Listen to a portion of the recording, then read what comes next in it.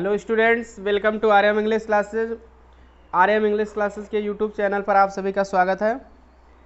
आइए आज हम क्लास 12th के पोएट्री का तीसरा पोयम ऑन हिज ब्लाइंडनेस का अध्ययन करते हैं। इसके कवि हैं जॉन मिल्टन, जिनकी तुलना सूरदास से की जाती है। जैसे हिंदी में सूरदास अंधे कवि हैं, उसी तरह से ये भी है। लेकिन जॉन मिल्टन जो 44 साल की एज में अंधा हुए थे, और भगवान ने इनको कविता लिखने का टैलेंट दिया था, योग्यता दिया था, तो अंधे हो गए तो ये कविता नहीं लिख पा रहे हैं। तो ये सोचे कि अब हम अंधे हो गए तो कैसे हम कविताएं लिखकर ईश्वर की सेवा कर पाएंगे, क्योंकि कवि जो है ईश्वर की सेवा करना चाहता था कविता लिखकर, तो लेकिन नहीं लिख पा रहे हैं। तो उसी के बारे में इसमें लिखे हैं अपने ब्लाइंडनेस, अंधेपन पर। तो ऐसा क्यों सोचे आप, शॉर्ट में संक्षेप में कहानी सुन लीजिए कि मतलब इन्होंने बाइबल पढ़ा था। तो बाइबल में एक मालिक था, मास्टर था, तो वो उसके 3 नौकर थे। तो वो व्यापार पर जा रहा था, तो अपने तीनों सर्वेंट को कॉइन्स दिया था, सिक्के दिया था, कहा था कि इसका यूज़ करना। तो उसमें से 2 नौकर तो यूज़ किए, तीसरा नौकर नहीं यूज़ किया था। तो नहीं यूज़ करने पर उसको लौटने पर फटकारे थे, डांटे थे कि तुमने सिक्कों का क्यों नहीं यूज़ किया। तो यहाँ मिल्टन अपनी तुलना उस तीसरे नौकर से कर रहे हैं। वहाँ वो मालिक सिक्के दिया था, तो यहाँ ये इनको क्या टैलेंट, कविता लिखने का योग्यता दिया गया है, और उस मालिक की तुलना भगवान से कर रहे हैं कि भगवान ने इनको दिया है। तो इस तरह से ये भी सोच रहे हैं कहीं हम भी अगर ईश्वर के धाम में मरने के बाद जब वापस जाएंगे तो कहीं हमको भगवान डांटे ना, फटकारे तो ना, कि हम क्यों नहीं कविताएं लिखकर ईश्वर की सेवा किए। क्योंकि कविता लिखकर ईश्वर की सेवा करना चाहते थे, नहीं लिख पाए, इसलिए जो है ऐसा सोच रहे हैं। तो चलिए देख लेते हैं इनका ये सानेट जो है, 14 लाइन की कविता है, सानेट है। ये विश्व प्रसिद्ध सानेट है, पूरे वर्ल्ड में फेमस है, इसके नाते ये इनका सबसे प्रसिद्ध सानेट है। तो इसलिए देख लीजिए, बहुत ही इंपॉर्टेंट सानेट है, इससे बहुत ज़्यादा आता है एग्जाम में, एक्सप्लेनेशन आता है, सेंट्रल आइडिया भी इसकी आती है। तो इसलिए इसको लाइन वाइज लाइन एकदम बहुत ध्यान से चलिए देखिए। When I consider how my light is spent, पहली लाइन है व्हेन आई कंसिडर, जब मैं, कंसिडर माने सोचता हूँ, कंसिडर मतलब थिंक, जब मैं सोचता हूँ, how my light is spent. Light मतलब यहाँ रोशनी, रोशनी मतलब आंखों की रोशनी, आई साइट, लाइट मतलब। स्पेंट माने खर्च होना, रोशनी खर्च होना मतलब रोशनी चली गई। जब मैं सोचता हूँ कि कैसे मेरी आंखों की रोशनी क्या चली गई, क्लियर। स्पेंट मतलब वही गान, चली गई। कहने का मतलब ऐसे भी कह सकते हो कि कैसे मैं अंधा हो गया, how I become blind, clear. Ere half my days, ere मतलब यहाँ होगा बिफोर होगा, अर का मतलब बिफोर होगा। तो आप इसको जानते रहिए, ये सुपर टेट में पूछ लिया था कि अर का मतलब क्या होगा। बहुत सारी कंपटीशन परीक्षाओं में भी ये आ जाता है सानेट, और यही नहीं, इंटर के अलावा ये बीए में भी है। बीए में जो इंग्लिश से पढ़ोगे तो उसमें भी ये है सानेट, इसलिए बहुत फेमस सानेट है ये। तो when I consider how my light is spent, जब मैं सोचता हूँ कि मेरी आंखों की रोशनी कैसे चलेगी। अर हाफ माई डेज माने मेरी आधे दिनों से पहले, डेज का मतलब यहाँ एज होगा, अवस्था, days means age. Ere half my days माने मेरी आधी अवस्था बीतने से पहले, क्लियर। आंखों की रोशनी कैसे चलेगी, मेरी आधी अवस्था ही भी नहीं बीती। आधी अवस्था क्यों कहा गया, जैसे ऐसे जनरल लाइफ में समझा जाता है कि कैटेगरी जो है आश्रम व्यवस्था के अनुसार 100 सालों में मनुष्य के जीवन को विभाजित किया गया है। 25 साल ब्रह्मचर्य आश्रम, फिर जो है गृहस्थ आश्रम 50 तक, फिर उसके बाद 75 तक वानप्रस्थ आश्रम, फिर उसके बाद संन्यास आश्रम। तो उस हिसाब से 44 साल में ही अंधे हो गए तो 50 भी नहीं हुआ, तो 50 भी नहीं हुआ, इसलिए आधी उम्र से, आधी अवस्था से पहले, ऐसा मान गए, क्लियर। 100 साल के हिसाब से 50 भी नहीं हुआ, तो इसलिए कह रहे अर हाफ माई डेज, और मेरी आधी अवस्था भी नहीं बीती, clear. In this dark world and wide, world मतलब डार्क माने अंधकारपूर्ण, वर्ल्ड माने संसार, वाइड माने विस्तृत। तो अब देखिए वाइड और नीचे हाइड है, तो उसका राइम निकालने के लिए लास्ट में कभी लिख दिए हैं, तो उसका अर्थ आप वाइड का पहले लीजिए, clear. In this wide, wide मतलब विस्तृत, क्लियर, और वर्ल्ड मतलब संसार, डार्क माने अंधकारपूर्ण, इस अंधकारपूर्ण और विस्तृत संसार में से, इन दिस डार्क माने अंधकारपूर्ण एंड वाइड वर्ल्ड, विस्तृत संसार में, ऐसा सेट कर लीजिए इसको। तो कहने का मतलब इस अंधकारपूर्ण और विस्तृत संसार में आधी अवस्था बीतने से पहले ही मेरी आंखों की रोशनी कैसे चली गई। तो अंधकारपूर्ण और विस्तृत संसार में कहने का मतलब यह है कि यह संसार तो बहुत विस्तृत है, लेकिन यह मेरे लिए क्या हो गया, अंधकार हो गया, क्योंकि आंख नहीं हो तो सब अंधेरा ही दिखाई पड़ेगा, इसलिए ऐसा लेखक कह रहे हैं कवि, क्लियर। तो दोनों लाइन के एक साथ अर्थ क्या होगा, when I consider how my light is spend earth of my days in this dark world and wide, जब मैं सोचता हूँ कि इस अंधकारपूर्ण और विस्तृत संसार में मेरी आधी उम्र बीतने से पहले ही मेरी आंखों की रोशनी कैसे चली गई। एंड दैट वन टैलेंट, और वह एक योग्यता, टैलेंट मतलब ability to composing poem, to compose poem, clear, कविता लिखने की योग्यता, या तो हाँ ठीक है, एबिलिटी टू कंपोज पोएम या फॉर राइटिंग पोएम।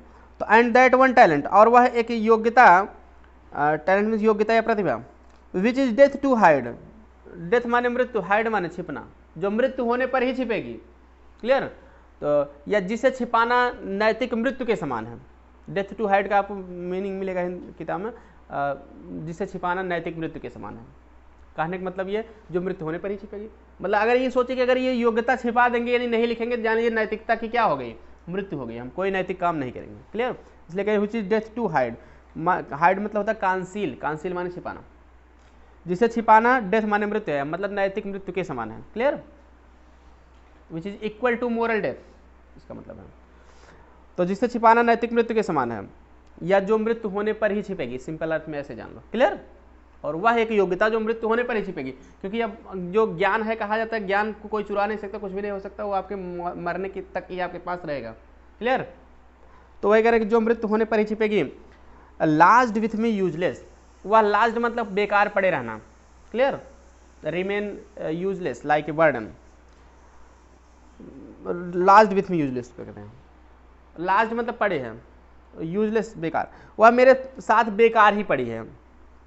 और वह योग्यता जो मृत्यु होने पर ही छिपेगी, मेरे पास इस समय क्या है, बेकार पड़ी है, क्योंकि कभी उसका यूज नहीं कर पा रहे, कभी तो बेकार ही पड़ी है ना।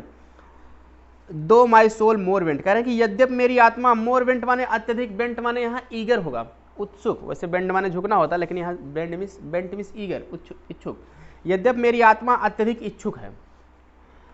To serve therewith my maker, to serve कि मैं सेवा करूं, सर्व मतलब सेवा करूं, देयर विथ माने उसके साथ मतलब by writing poems, therewith माने बाय राइटिंग और कंपोजिंग पोएम, कविताएं लिखकर, देयर विथ माने कविता लिखकर। माई मेकर, मेकर मिस होता गाड, यम बड़े से है, भगवान के लिए लगा है, मेकर मिस गाड, जो सबको बनाने वाला है, मेकर क्रिएटर और गॉड। यद्यप मेरी आत्मा अत्यधिक इच्छुक है कि मैं कविताएं लिखकर अपने भगवान की क्या करूं, सेवा करूं, माई मिस अपना एक साथ, कि मैं कविता लिखकर अपने भगवान की क्या करूं, सेवा करूं। And present my true account, और प्रेजेंट माने प्रस्तुत करना भी होता है, उपहार भी होता है, प्रेजेंट माने, क्लियर, वर्तमान तो होता ही है, और मैं उपहार प्रदान करूं, क्लियर।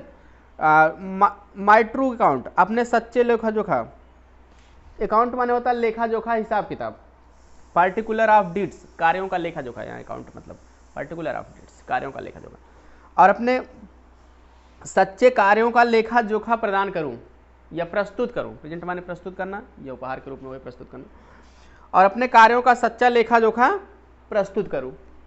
कार्यों का सच्चा लेखा जोखा मतलब वही कविताएं लिखकर भगवान के सामने प्रस्तुत कर दूं, तो जान लीजिए वही उनकी सेवा करूंगा, क्लियर, इस तरह से ऐसा सोच रहे हैं, और वो कविता लिखकर उनको वही उपहार प्रदान करूं, ऐसा सोच रहे हैं। तो चलिए फिर देख लेते हैं। दो माई सोल मोर वेंट, यद्यप मेरी आत्मा अत्यधिक इच्छुक है, to serve therewith my maker, कि मैं अपने भगवान की जो है कविता लिखकर क्या करूं, सेवा करूं, उनके बारे में बखान करूं, उनकी महिमा का, वही सेवा करने का मतलब, क्लियर, कविता लिखकर उनकी सेवा करूं। And present my true account, और अपने कार्यों का सच्चा लेखा जोखा उनके सामने क्या करूं, प्रस्तुत कर दूं। लेस्ट माने होता है सो दैट, ताकि या कहीं ऐसा ना हो कि, क्लियर, इन ऑर्डर दैट, तो लेस्ट कहीं ऐसा ना हो कि ही रिटर्निंग चाइल्ड, वह रिटर्निंग माने वापस लौटना, यानी वापस लौट कर मैं जाऊं, जब ईश्वर के धाम में वापस जाना, रिटर्निंग मतलब यहाँ आफ्टर डेथ, मृत्यु के बाद। चाइल्ड माने फटकारना, चाइल्ड मतलब स्कोल्ड, डांटना या फटकारना, तो लेस्ट ही रिटर्निंग चाइल्ड, ताकि मृत्यु के बाद जब मैं उनके धाम में वापस जाऊं तो वह मुझे फटकारे ना, ऐसा इसलिए मैं करना चाहता हूँ, कहने मतलब, क्लियर। लेस्ट मतलब ताकि कहीं ऐसा ना हो कि, ऐसा कहते लेस्ट ही रिटर्निंग चाइल्ड, कहीं ऐसा ना हो कि वह रिटर्निंग चाइल्ड मतलब मृत्यु के बाद जब मैं ईश्वर के धाम में वापस जाऊं तो हमको फटकारे ना। क्लियर? कहीं ऐसा ना हो कि मृत्यु के बाद जब मैं ईश्वर के धाम में वापस जाऊं हमको फटकारे, इसीलिए मैं ऐसा करना चाहता हूं, मेरी आत्मा भी इच्छुक है। क्लियर? आगे है, ये पहला स्टैंजा कंप्लीट हुआ है, दूसरा स्टैंजा है यहीं से, परीक्षा में यहीं तक आता पहला स्टैंजा। दूसरा है my true account returning chart हो गया। अगला सेकंड स्टैंजा यहीं से है, डथ गॉड, क्या ईश्वर, डथ माने डज, क्या गॉड ईश्वर, एग्जैक्ट माने होता है यहाँ डिमांड होगा, एग्जैक्ट माने उसे ठीक होता है, लेकिन यहाँ डिमांड होगा, मांग करना या आशा करना, एक्सपेक्ट और डिमांड, इसका मतलब क्या ईश्वर आशा करता है। डे लेबर माने दिन में परिश्रम करने की। लाइट डिनाइड, लाइट डिनाइड माने लाइट माने रोशनी, आंखों की रोशनी, डिनाई माने मना करना, यानी वंचित करना, जिसकी आंखों की रोशनी वंचित कर दिया गया हो, यानी कि लाइट डिनाइड मतलब होता है अंधा व्यक्ति। लाइट डिनाई, जिसकी आंखों की रोशनी को भगवान ने मना कर दिया कि अब नहीं मिलेगी, यानी कि वो अंधा। तो ब्लाइंड पर्सन, लाइट डिनाइड माने ब्लाइंड पर्सन या ब्लाइंड मैन। क्या ईश्वर अंधे व्यक्ति से दिन में परिश्रम करने की आशा करता है। पूरे लाइन का अर्थ अपने अंतरात्मा से कभी पूछ रहे हैं, क्या ईश्वर अंधे व्यक्ति से दिन में परिश्रम करने की आशा करता है। आई फांडली आस्क, मैं फांडली माने होता फुलिसली, यहाँ फांड माने शौकीन नहीं होगा, फुलिश, मैं मूर्खतावश, फांडली माने मूर्खतावश या मूर्खतापूर्वक, आस्क माने पूछना, मैं मूर्खतावश अपने आप से क्या करता हूँ, पूछता हूँ, क्योंकि अब यहाँ मिल्टन समझ गया है कि मतलब जो मैं पूछ रहा हूँ ये मूर्खतावश बेवकूफ़ी वाला प्रश्न है, ऐसा हमको नहीं पूछना चाहिए। क्लियर? क्योंकि इनकी अंतरात्मा इनको बता देगी। मैं मूर्खतावश ऐसा पूछता हूँ, यानी अपनी मूर्खता को ये समझ जाते हैं। फिर कह रहे हैं कि but patience to prevent, but patience लेकिन धैर्य, टू प्रिवेंट माने रोकने के लिए। क्लियर? लेकिन धैर्य रोकने के लिए। आगे है सून रिप्लाइज, शीघ्र ही उत्तर देता है, अगले पैराग्राफ में हम देखें। But to patience prevent that murmur रहेगा, तब सून रिप्लाइज देख लेते हैं। But patience to prevent that murmur, murmur माने होता है कंप्लेन या शिकायत करना। क्लियर? लेकिन धैर्य उस मर्मर मतलब बड़बड़ाने की आवाज़ होती है, यानी कि वही ईश्वर के खिलाफ शिकायत करें, अपने आप से बड़बड़ा करें कि ईश्वर हमको अंधा बना दिए, तो कैसे जो है काम हमसे आशा कर सकते हैं, तो आदमी अपने आप में बड़बड़ाता है, उसको कहते हैं मर्मर। क्लियर? तो but patience to prevent that murmur soon replies, लेकिन धैर्य जो है उस बड़बड़ाने की आवाज़ को रोकने के लिए शीघ्र ही क्या करता है, उत्तर देता है। क्लियर? तो इसमें जो है अलंकार पूछ लिया जाएगा तो है पर्सनिफिकेशन अलंकार, लेकिन आदमी उत्तर देता है, लेकिन यहाँ धैर्य उत्तर दे रहा है। क्लियर? और देखिए तो इसलिए इसको आप याद कर सकते हैं। तो चलिए पृष्ठ पलटते हैं हम। बट पेशेंस टू प्रिवेंट, लेकिन धैर्य रोकने के लिए। क्लियर? तो आगे है दैट मर्मर सून रिप्लाइज, उस शिकायत को रोकने के लिए शीघ्र उत्तर देता है। तो चलिए अगला पृष्ठ हम पलटते हैं। हाँ, पिछले पृष्ठ पर आप पढ़े but patience to prevent that murmur, देखिए दैट मर्मर माने कंप्लेन होता है, शिकायत करना या बड़बड़ाने की आवाज़ को। सून रिप्लाइज माने शीघ्र उत्तर देता है। तो बट पेशेंस, पिछले पृष्ठ पर आप पढ़े the but patience to prevent that murmur soon replies, लेकिन धैर्य उस शिकायत को रोकने के लिए शीघ्र क्या करता है, उत्तर देता है। रिप्लाइज मतलब आंसर, उत्तर देता है। क्या उत्तर देता है आप देखिए, यही 6 लाइन में बताया गया है। God doth not need either man's work। ठीक है, अब आगे पूरी लाइनों में धैर्य ही बताएगा इनको। मिल्टन की अंतरात्मा मिल्टन से कहते हैं कि God doth not need, doth माने डज, ईश्वर को आवश्यकता नहीं है, नीड मतलब रिक्वायरमेंट, आवश्यकता, ईश्वर को आवश्यकता नहीं, रिक्वायर नहीं है। आइदर मैंस वर्क, चाहे वह मनुष्य का कार्य हो, आर्मिसिया हिज ओन गिफ्ट्स, उसके अपने उपहार हों, ओन माने अपने, गिफ्ट्स माने उपहार, प्रेजेंट्स। ईश्वर कहने का मतलब यह है, ईश्वर को मनुष्य के कार्य अथवा उसके अपने उपहार, इन दोनों में से किसी एक की भी आवश्यकता नहीं है। आइदर माने दोनों में से कोई एक, या तो आइदर आर माने या तो या। क्लियर? यस। तो ईश्वर को मनुष्य के कार्य अथवा उसके अपने उपहारों में से किसी एक की भी आवश्यकता नहीं है। कहने का मतलब यह कि ईश्वर किसी को उपहार में दे दिया तो दे दिया, लेता वो नहीं है। क्लियर? हु बेस्ट बियर, कह रहा कि जो बेस्ट माने सर्वोत्तम ढंग से, बियर माने टॉलरेट, सहन करना, जो सर्वोत्तम ढंग से सहन करते हैं। हिज माइल्ड योग, माइल्ड योग माने होता है सॉफ्ट हार्डशिप्स, कोमल कठिनाइयाँ। क्लियर? तो जो ईश्वर के द्वारा दी गई, हिज माने उसके, जो उसके द्वारा दी गई कोमल कठिनाइयों को सर्वोत्तम ढंग से सहन करते हैं। तो कहने का मतलब धैर्य ये कहा था कि ईश्वर अगर किसी कठिनाई भी देता है तो कोमल कठिनाई होता है, यानी आज दुख देता है तो कल सुख भी देगा, इसलिए इसको कोमल कठिनाई का नाम दे दिया गया। जो उसके द्वारा दी गई कोमल कठिनाइयों को सहन करते हैं, दे सर्व हिम बेस्ट, वे ही उसकी सबसे अच्छे ढंग से क्या करते हैं, सेवा करते हैं, उसकी मतलब भगवान की, यच बड़े से है। His state is kingly, last stanza बहुत इंपॉर्टेंट स्टैंजा, हर साल आने वाला स्टैंजा है। हिज स्टेट, उसकी स्थिति, यहीं से तीसरा स्टैंजा है। इज किंगली, किंगली माने लाइक ए किंग, स्टेट माने होगा पोजीशन, उसकी स्थिति लाइक ए किंग, किंगली मतलब राजा के समान है। Thousands at his bidding speed, कैसे ईश्वर की तुलना राजा से किया गया है, क्योंकि आत्मा करे उसकी स्थिति राजा के समान, मतलब वो राजाओं का भी राजा है ना भाई, राजा तो एक देश में शासन करता है लेकिन ईश्वर पूरे देश में, पूरे संसार में शासन कर रहा है, इसलिए उसकी स्थिति राजा के समान है। Clear. Thousands at his bidding speed, हजारों, थाउजेंड्स माने थाउजेंड्स ऑफ एंजल्स, थाउजेंड में यस जुड़ा है, इसका मतलब वो नाउन की तरफ उसमें ऐड है। थाउजेंड माने थाउजेंड्स ऑफ एंजल, हजारों देवदूत, थाउजेंड्स माने। At his bidding, bidding means order, आदेश पर, स्पीड माने गति, हजारों देवदूत उसके आदेश पर तेज गति से क्या करते हैं, यात्रा करते हैं। Clear. And post over land and ocean without rest, post मतलब होता है तेज गति से चल पड़ना, ओवर लैंड मतलब लैंड एंड ओशन, लैंड मतलब धरती, ओशन माने समुद्र, विदाउट रेस्ट बिना आराम किए, वे बिना आराम किए हुए धरती और समुद्र सभी मार्गों से क्या यात्रा करते रहते हैं। धरती और समुद्र हर मार्गों से पूरे संसार में हर जगह जो है एवरीवेयर यात्रा करते रहते हैं। तो लैंड मतलब धरती, धरती मतलब स्थल मार्ग, ओशन माने समुद्र, समुद्र मतलब समुद्री मार्ग, विदाउट रेस्ट माने विदाउट टेकिंग एनी रेस्ट, बिना कोई आराम किए हुए, पोस्ट मतलब वही तेज गति से यात्रा करना, यहाँ डाक से नहीं मतलब। और वे स्थल मार्ग और समुद्री मार्ग सभी से बिना आराम किए हुए तेज गति से यात्रा करते हैं। अगर ईश्वर आदेश दे दिया कि तुरंत वे यात्रा करना शुरू कर देते।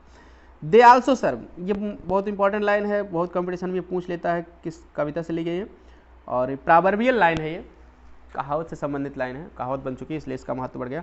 दे आल्सो सर्व, वे भी उसकी सर्व माने सेवा करते हैं। हु ओनली स्टैंड, जो केवल स्टैंड माने खड़े रहते हैं, एंड वेट, वेट मतलब वेट फॉर देयर ऑर्डर, और उसके आदेश की क्या करते हैं, प्रतीक्षा करते हैं।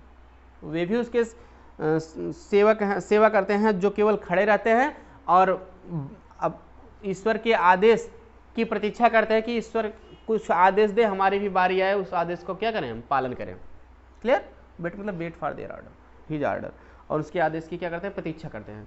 क्लियर। खड़े हैं, ईश्वर नहीं आदेश दे रहा, फिर भी प्रतीक्षा करें कि हम यही रहेंगे ईश्वर की सेवा में, अगर ईश्वर हमको कुछ भी कह देगा तो हम करेंगे, तो वो भी उसके क्या है, सबसे अच्छे सेवक है। तो लेखक काव्य के कहने का मतलब ये, they also serve who only stand and wait, वे भी उसके सेवा करते हैं जो केवल खड़े रहते हैं और अपनी बारी की प्रतीक्षा करते हैं। तो आई होप आपको समझ में आ गया होगा कविता, और बहुत डिटेल में मैं समझा दिया हूँ। और वीडियो पसंद आया हो तो लाइक कर दीजिए, दोस्तों के साथ शेयर कर दीजिए, ताकि सभी बच्चे पढ़ सकें, अच्छे से अच्छे नंबर प्राप्त कर सकें। और चैनल को सब्सक्राइब नहीं किया तो सब्सक्राइब जरूर कर लीजिए, और बेल आइकन को ऑन रखिए, ताकि क्योंकि हम सारी कविताएं इस तरह से हम डालेंगे, उसके बाद महत्वपूर्ण एक्सप्लेन भी बताएंगे, तो सब पूरी तैयारी करवाई जाएगी। चैनल से जुड़े रहें। Thanks for watching this video, मिलते हैं नेक्स्ट वीडियो में।